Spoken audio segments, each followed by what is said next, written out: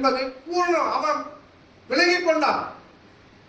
அதனால 7 தரம் உன்னை குறித்து ஒரே நாள்ல 7 தரம் இல்ல 7 தரம் உன்னை குற்றப்படுத்தினாலும் அவனை மன்னிக்க வேண்டியது நம்முடைய.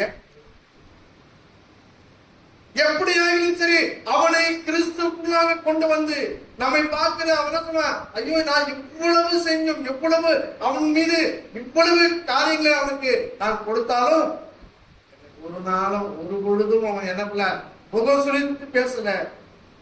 அன்பு மிக பெரியது என்பதை அவன் உணர்ந்து கொள்ள.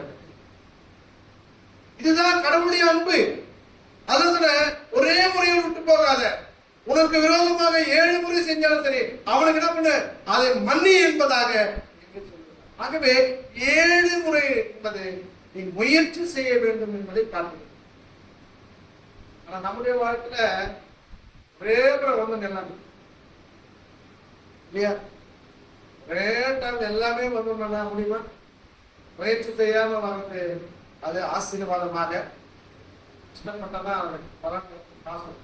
நான் போட்டு அந்த இந்தியன் ட்ரை கிளீனிங்ல கொண்டு கல்யாண போட்டு அவரு கொடுத்துட்டு நான் வாங்கும் போது நான் ஜிபிஆர் சார் கஷ்டப்பட்டு சம்பாதிக்கிறேன், அந்த காசை உங்க பாக்கெட்ல எடுத்து கையில் எண்ணி கொடுத்ததா சார் அதுக்கு மரியாதை.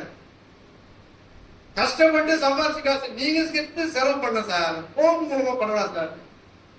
நான் போன் மூலமா பண்ணதை வாங்கறது கிடையாது சார்.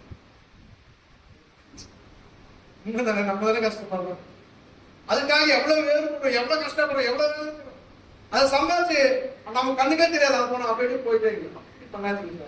கையில எடுத்து எண்ணி அப்ப அது இருக்கிற சந்தோஷம், அது இருக்கிற மகிழ்ச்சி உங்க குடும்பத்துல உங்களுக்கு ரொம்ப அது பிரயோஜனமாக இருக்கு.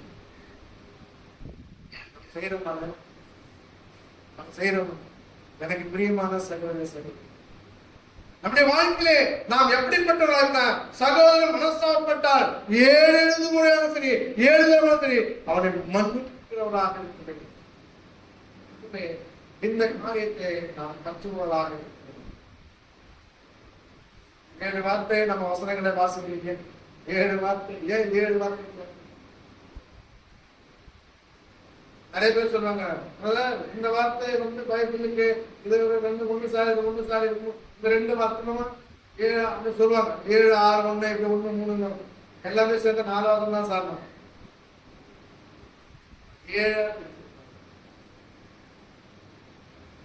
7 என்பதுதான் ஒரு பூரணத்தை குறிக்கிறது.